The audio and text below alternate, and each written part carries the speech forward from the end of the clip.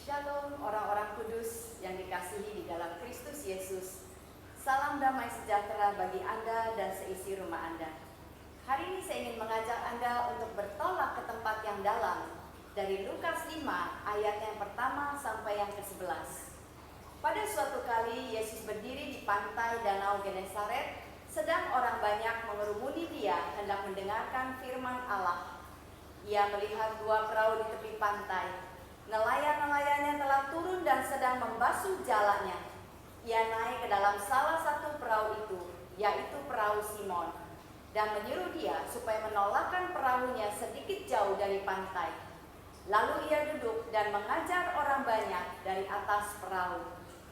Setelah selesai berbicara, ia berkata kepada Simon, "Bertolaklah ke tempat yang dalam dan tebarkanlah jalamu untuk menangkap ikan."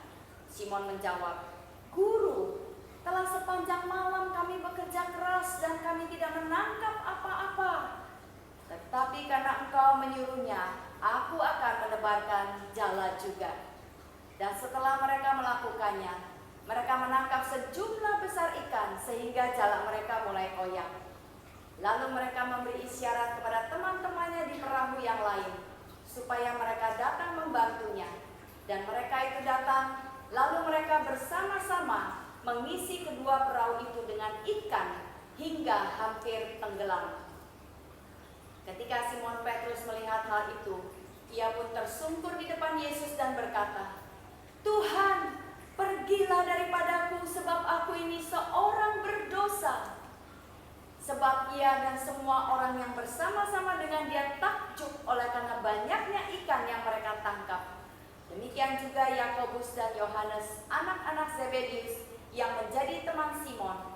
Kata Yesus kepada Simon, "Jangan takut, mulai dari sekarang engkau akan menjala manusia." Dan sesudah mereka menghela perahu-perahunya ke darat, mereka pun meninggalkan segala sesuatu, lalu mengikut Yesus. Apakah yang terjadi di sini? Kita melihat ada dua pribadi yang sangat menonjol di dalam kisah ini, yaitu Yesus, pribadi anak Allah dan manusia yang sibuk memberitakan Injil Kerajaan Allah. Saat itu Yesus sedang duduk mengajar orang banyak dari atas perahu yang dia pinjam dari Simon. Sementara Simon adalah seorang pengusaha ikan yang baru saja kembali menjala ikan dan dia tidak menangkap apa-apa sepanjang malam. Ayat yang keempat berkata, setelah selesai berbicara, Yesus berkata kepada Simon, "Bertolaklah ke tempat yang dalam dan tebarkanlah jalamu untuk menangkap ikan." Saudara, dari manakah Yesus mengetahui keadaan Simon pada waktu itu? Petrus tidak pernah melapor karena Yesus juga sibuk. Petrus tidak pernah memohon kepada Tuhan atau mengatakan menceritakan apapun juga tentang situasinya saat itu. Tetapi perlu Anda ketahui, sekalipun Yesus sibuk memberitakan Injil, dia sibuk meminjam perahunya Petrus, tapi dia memperhatikan apa yang sedang terjadi di dalam kehidupan Petrus saat itu. Tuhan, sekalipun dalam keadaan yang sangat banyak tugas yang harus dia lakukan, tetapi Yesus tidak pernah melalaikan setiap kebutuhan anak-anaknya. Lalu apakah yang menjadi reaksinya Petrus? Simon Petrus menjawab, "Guru, telah sepanjang malam kami bekerja keras dan kami tidak menangkap apa-apa." Pada saat itu, saudara, Petrus sebetulnya sedang berkata kepada Yesus, "Yesus, apakah kau yakin? Aku ini penjala ikan loh. Sudah sepanjang malam aku bekerja keras. Sepanjang malam aku sudah melakukan apa yang dapat kulakukan." Petrus adalah seorang penjala ikan yang sangat berpengalaman. Dia mengetahui kapan waktunya dia harus pergi menjala dan di mana dia harus pergi menjala ikannya. Dia tahu persis, saudara, karena dia sudah bertahun-tahun melakukan pekerjaan ini. Ini adalah mata pencahariannya. Jadi dia tahu persis apa yang dia lakukan. Dia memiliki banyak pengalaman, dia memiliki banyak pengetahuan. Dia adalah ahli, sedangkan Yesus adalah ahli kayu.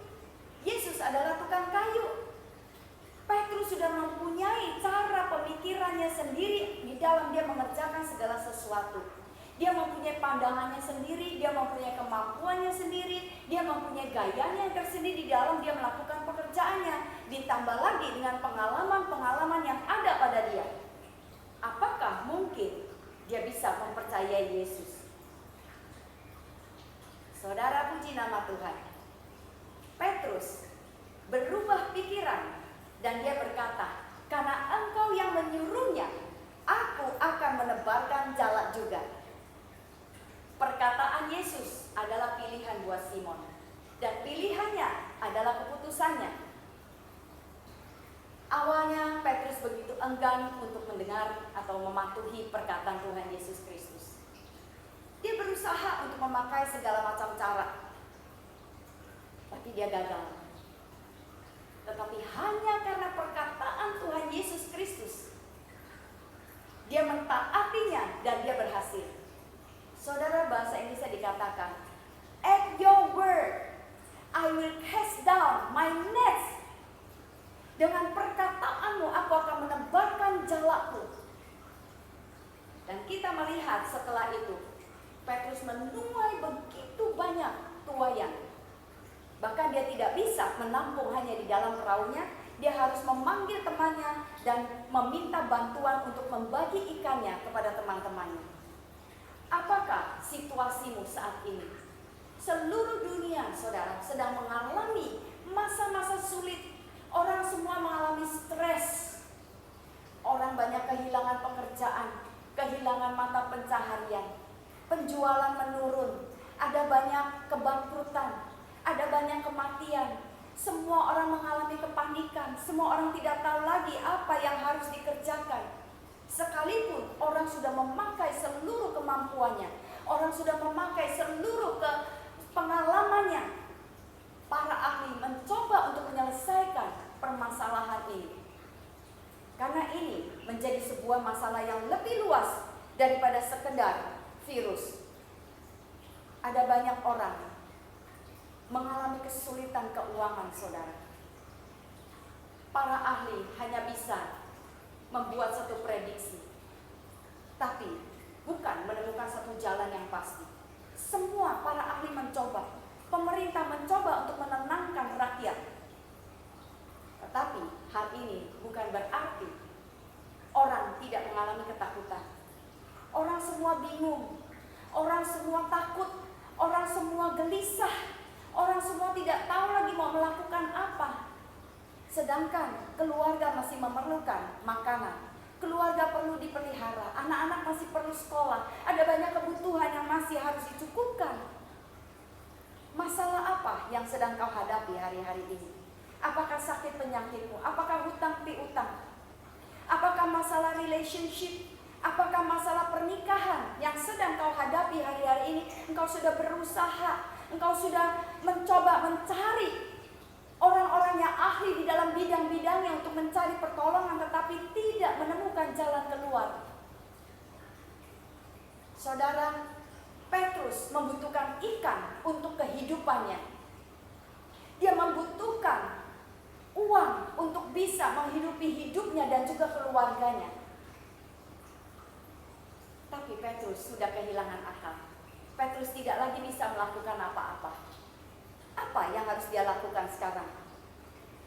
Yang dia perlu lakukan adalah dia harus berpindah posisinya dari kepercayaan kepada dirinya sendiri untuk mempercayai perkataan Allah, di mana Allah berkata, tebarkanlah jalamu di tempat yang lebih dalam.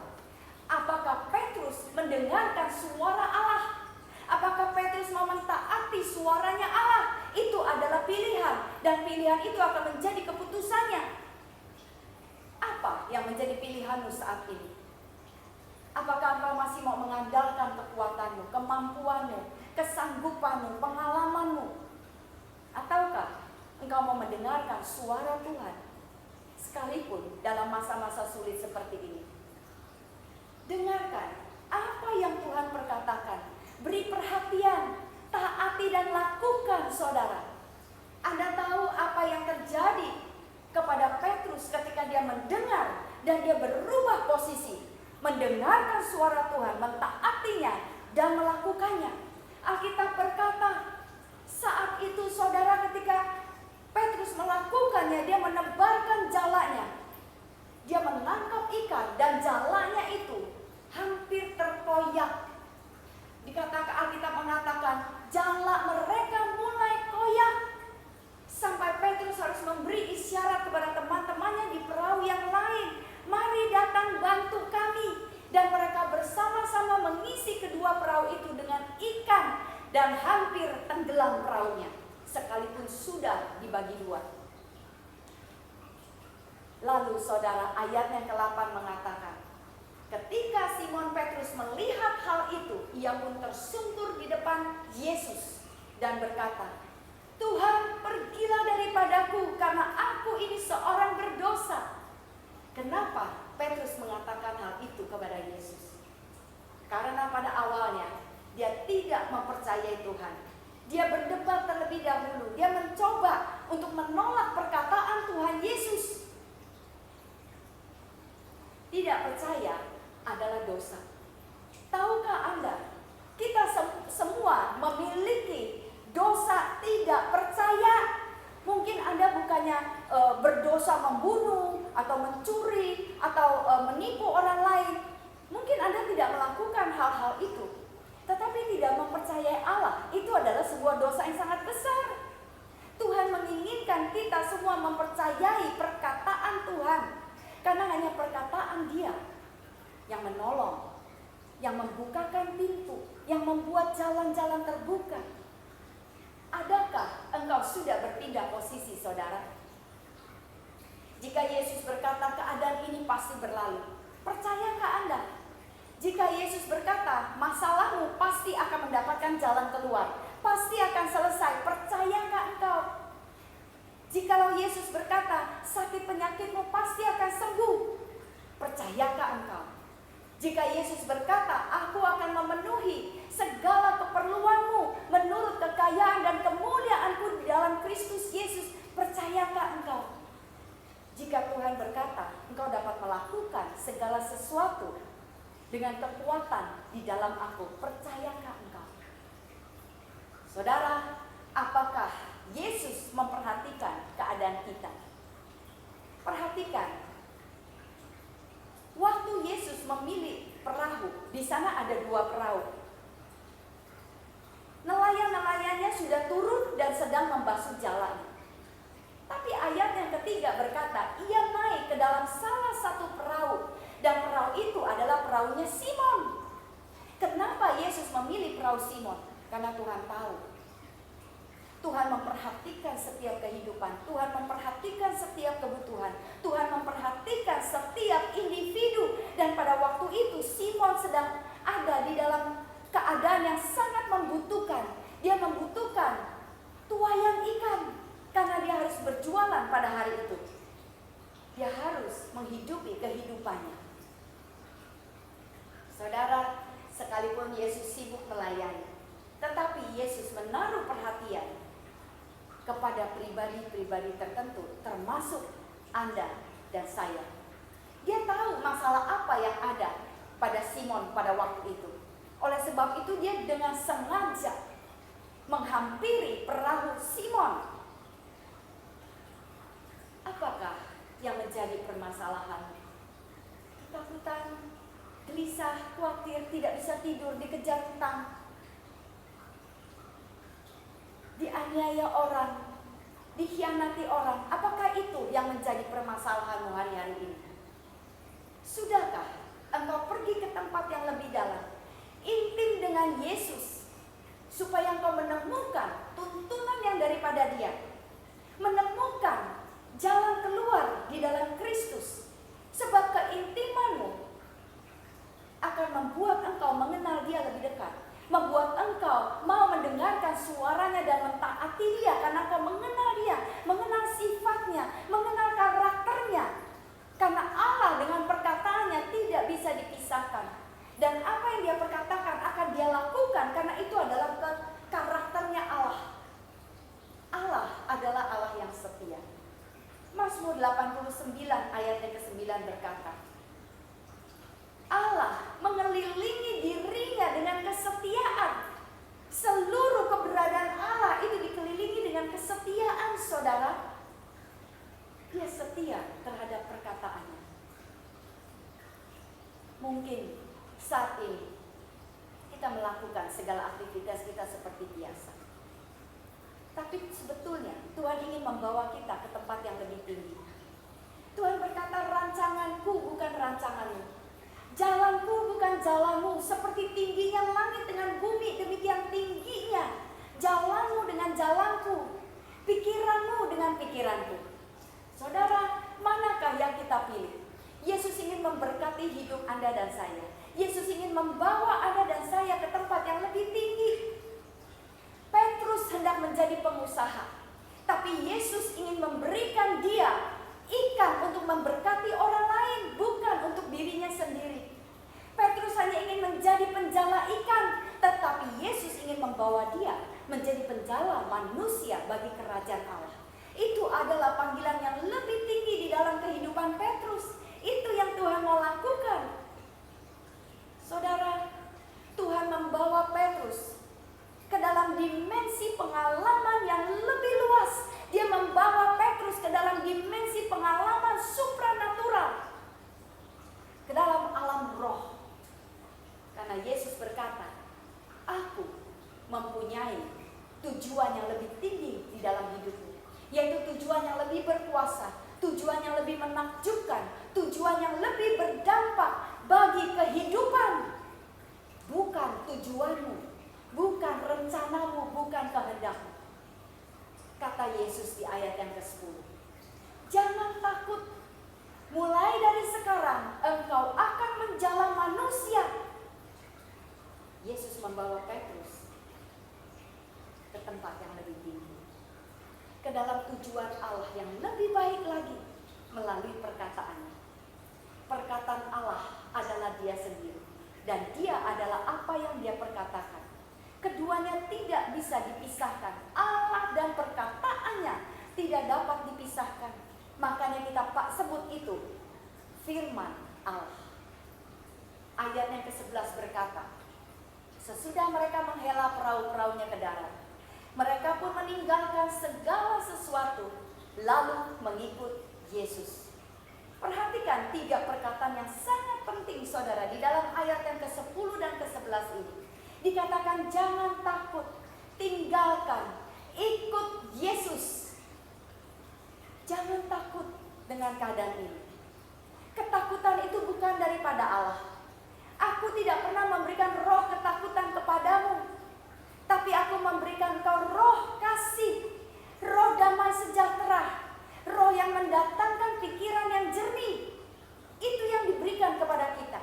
Jangan takut. Hari-hari ini banyak hal-hal yang menakutkan, tapi Tuhan mengatakan jangan takut. Tinggalkan semuanya itu. Di sini dikatakan para murid meninggalkan segala sesuatu, tinggalkan segala beban hidupmu seberat apapun juga, dan ikut Yesus pergi ke tempat yang lebih dalam, karena dia memiliki hal-hal yang indah. Perkara-perkara yang tidak pernah kau pikirkan, dia sudah menyediakan segala sesuatu. Dia mau memberkati engkau secara berkelimpahan buat roh, jiwa, dan tubuhmu. Tinggalkan kesibukanmu yang menghalangi perjumpaanmu dengan Yesus.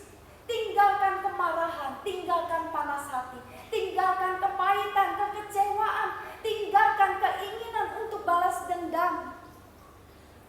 Tinggalkan semuanya itu, saudara.